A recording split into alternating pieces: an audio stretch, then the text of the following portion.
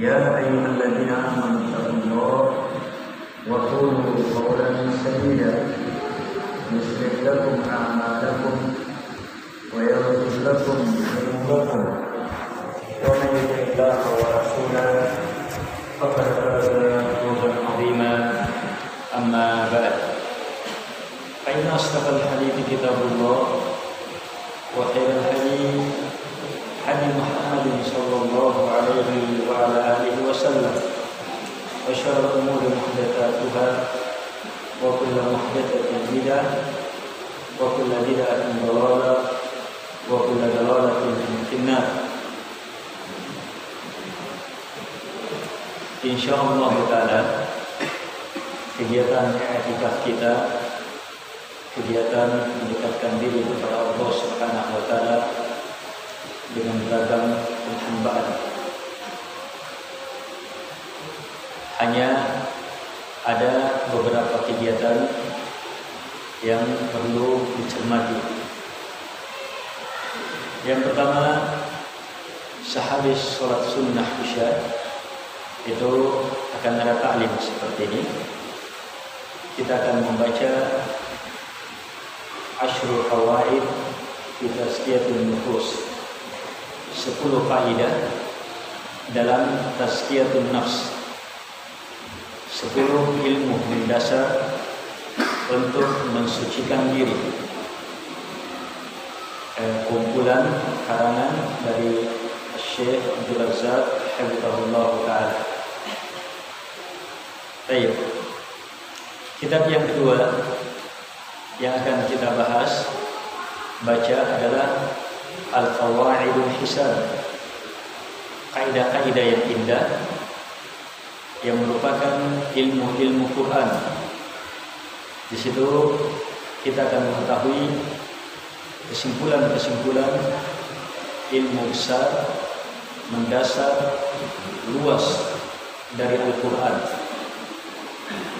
Ini karya Syekh Abdul Rahman bin Nasir As-Sa'di rahimahullah ta'ala. Waktunya hadis sholat duhur dan hadis sholat asar. Iya, hadis sholat duhur setelah sholat sunnah dan hadis sholat asar. Baik. Kitab yang ketiga, lanjutan pembahasan ini khusus untuk yang belajar nahwu, karena saya upayakan selama Ramadan kitab Tuhfatus Saniyah itu selesai dan sudah sampai pembahasan Marfu'atul Asma. Iya, tinggal pembahasan Marfu'atul Asma, Nasbatul Asma dan Majrurat. Dengan demikian selesai pembahasan Tuhfah yang insyaallah taala selama sepekan selanjutnya di awal bulan Syawal itu kita akan programkan menyelesaikan kitab Mutammimatul Yurmiyah. Setelah itu kegiatan ikhlas insyaallah taala untuk mempersiapkan pondok tingkat SMA dan seterusnya, lanjutan dari para insyaallah taala. Baik. Setelah beberapa hari di sana, akan ada beberapa kegiatan. Baik. Jadi untuk kegiatan yang i'tikaf, yang pertama di subuh hari, sehabis sholat subuh di situ pelajaran lanjutan Tuhfatus Saniyah. Ya, kita akan selesaikan insyaallah taala. Ya, selama i'tikaf atau mungkin sebelum i'tikaf sudah selesai, sehingga nanti akan digunakan oleh kitab Qawaidul Hisab. Baik. Kemudian habis sholat zuhur itu membaca kitab Qawaidul Hisab habis sholat asar juga demikian membaca kitab Qawaidul Hisab. Maghrib isya ya membaca hidangannya masing-masing. Baca sebelum dimakan, dibaca dulu. Baca orang bersih. Ya.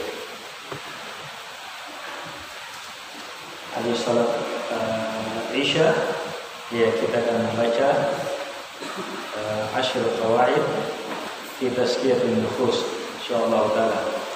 Ini juga berisi 10 faedah. Ya. Kita upayakan bisa selesai sebelum i'tikaf sehingga waktunya akan digunakan oleh kitab Al-Qawaidul Hisab. Kitab Al-Qawaidul Hisab. Baik. Ini 2 ilmu dasar untuk seluruh peserta i'tikaf, seluruh ikhwah Arafat dan seluruh santri. Ya, kemudian 1 khusus untuk yang itu bahasa Arab. Sebelum saya tutup ceramah singkat ini, ketahuilah bahwa asal makna i'tikaf itu adalah berdiam, tenang, itu i'tikaf. Berdiam, tenang di situ, bahagia di situ. Itu orang beriktikaf. Dia berdiam di suatu tempat sebab dia besarkan, dia muliakan tempat itu. Dia tenang untuk membesarkan, mengagungkan Allah Subhanahu wa taala. Itu orang beriktikaf. Beriktikaf bukan hanya sekedar berdiam di masjid. Tapi i'tikaf dalam syariat Islam adalah bagaimana hati itu betul-betul tenang dalam masjid, bahagia di dalamnya, hatinya terikat di dalamnya karena membesarkan, mengagungkan rumah Allah Subhanahu wa taala yang merupakan syiar besar, dan itulah ketakwaan yang dikejar dalam beriktikaf. Allah Subhanahu wa taala berfirman, "Wa may yu'azzim sya'airallah fa innaha min taqwal qulub." Siapa yang mengagungkan syiar-syiar Allah, maka sungguh perkara itu merupakan ketakwaan hati. Dan masjid itu syiar terbesar. Mengagungkan masjid, memuliakan masjid, itu adalah syiar besar. Orang beriktikaf mau mengagungkan syiar. Karena itu tidak pantas di dalam masjid justru berbicara jual beli, tawar menawar, transaksi.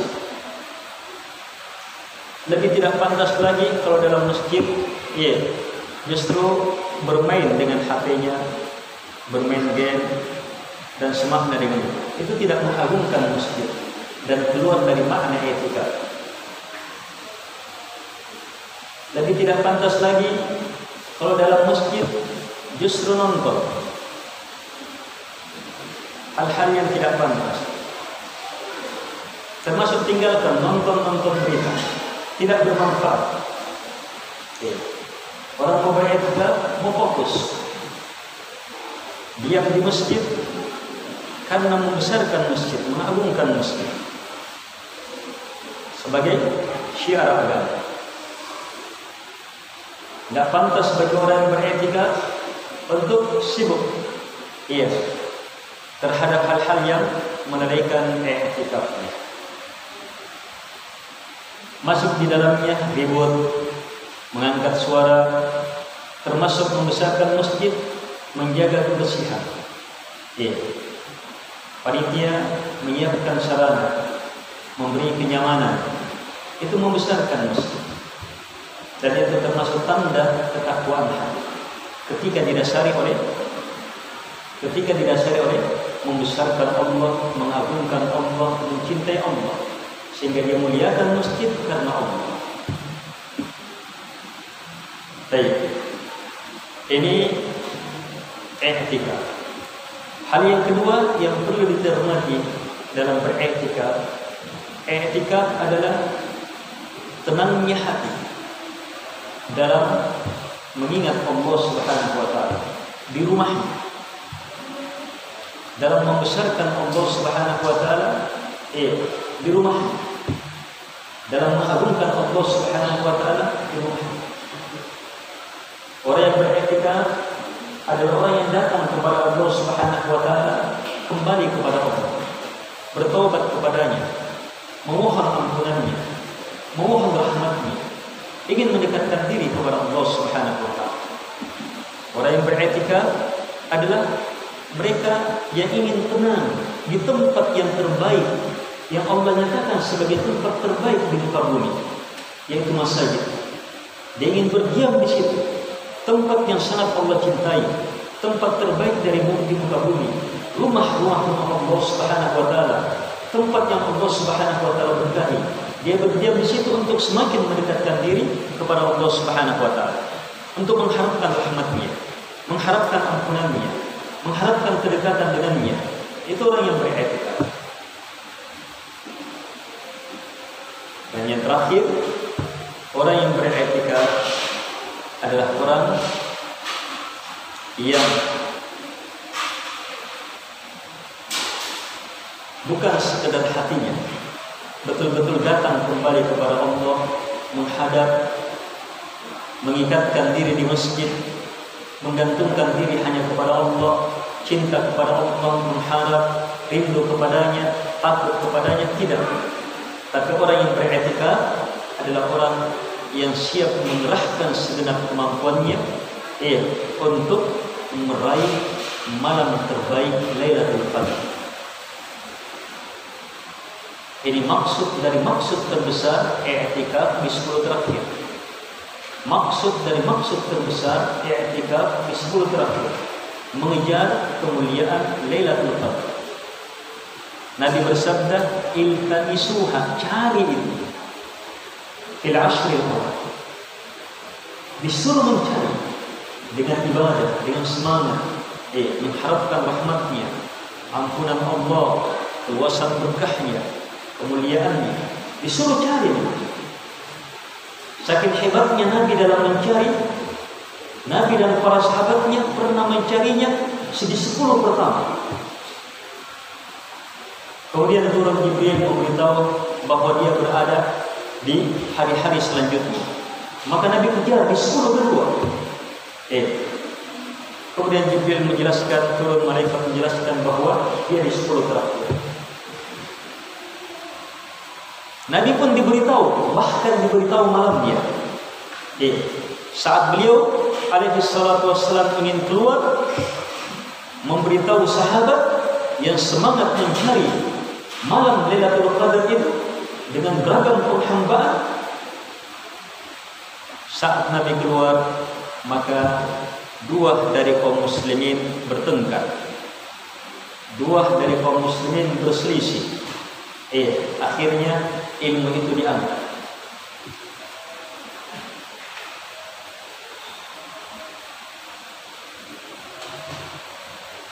Dan itu di dalamnya terkandung hikmah. Dari hikmah-hikmah, di antara hikmah besarnya, terangkatnya waktu Lailatul Qadar turun adalah agar supaya kita bisa memanfaatkan setiap malam dari Ramadan, apalagi di 10 terakhir Ramadan. Sebab memungkinkan di setiap malam itu adalah malam Lailatul Qadar. Mungkin malamnya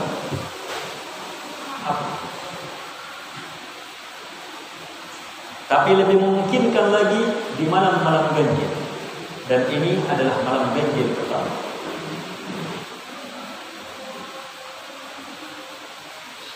Walaupun demikian, banyak hadis menjelaskan bahwa waktu yang paling diharapkan adalah malam 27. Itu yang paling diharapkan. Baik. Sebahagian sahabat Abdullah bin Mas'ud radhiyallahu anhu justru ketika ditanya tentang Lailatul Qadar, beliau suruh cari di setiap malam sepanjang tahun.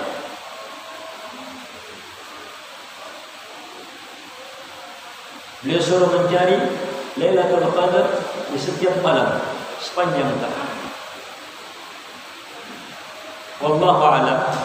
Di antara maknanya, dia ingin menjelaskan bahwa orang yang telah mendapatkan kebaikan berkah dari Lailatul Qadar itu akan memanfaatkan setiap malamnya mendekatkan diri kepada Allah Subhanahu wa taala.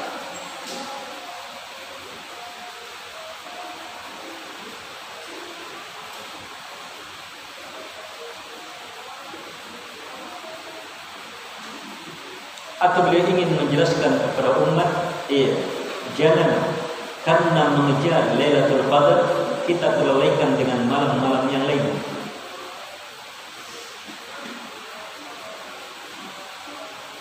Karena itulah Nabi alaihi salatu wassalam ketika masuk 10 terakhir, syadda mi'zara wa ahya laila wa ayqadha ahla. Ketika masuk 10 terakhir, beliau eratkan ikat pinggangnya, siap fokus betul untuk beribadah, jauh dari wanita. Beliau beriktikaf alaihi salatu wassalam. Wa ahya laila, beliau hidupkan malamnya. Malam itu hidup dengan ibadah. Boleh tidur, tapi niatkan untuk istirahat, menguatkan diri guna meraih penghambaan yang terbesar. Dan malam yang terbaik sejak masuknya maghrib sampai sebelum matahari, sampai sebelum fajar muncul adalah malam sepertiga malam terakhir. Karena itu kita tambah mujahadah kita agar supaya salat tarawih kita itu berada di waktu yang terbaik, di sepertiga malam terakhir. Walaupun tetap yang lebih baik adalah kalau bisa memulai dari awal. Dia memulai dari awal, kemudian selanjutnya sampai sepertiga witir bersama imam. Kalau ada yang bertanya, sebelum sholat malam sebentar, dia sholat duluan, dia sholat saja, mau memperbanyak ibadah, boleh saja. 2 rakaat. Nanti sebentar dia bersama imam sampai witir bersama imam, sampai yang sering imamnya meninggalkan tempat atau merubah posisinya. Di situ dapat pahala sholat malam semalam.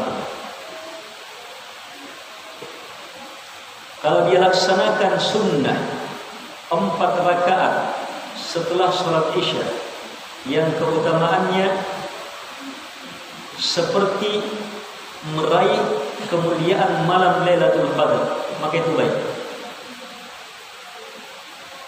Hadis ini dibuatkan oleh beberapa ulama ahli hadis di zaman dulu dan sekarang.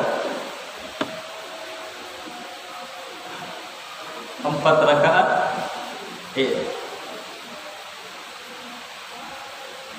keutamaannya seperti malam Lailatul Qadar.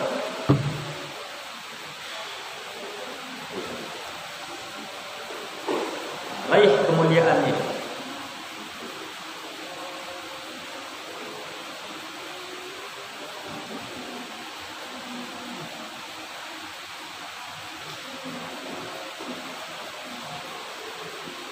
Baik.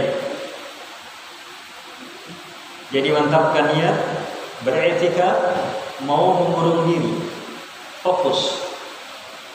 Beriktikaf itu mengurung hati, mendiamkan hati, agar supaya hati tenang, beribadah, membesarkan diri, mengagungkan diri hanya kepada Allah Subhanahu wa taala. Karena membesarkan masjid, memuliakan masjid sebagai rumah Allah Subhanahu wa taala. Baik, ini sedikit. Semoga Allah Subhanahu wa taala senantiasa menuntut kita untuk melakukan beragam kebaikan dan amalan di malam serta siang hari saat berbuka di rumah Allah Subhanahu wa taala. Subhanallah wa bihamdihi asyhadu an la ilaha illa anta astaghfiruka wa atubu ilaik. Sallallahu alaihi Muhammad wa ala alihi wasallam katsiran wa akhiru da'wana alhamdulillahi rabbil alamin. Wassalamualaikum warahmatullahi wabarakatuh.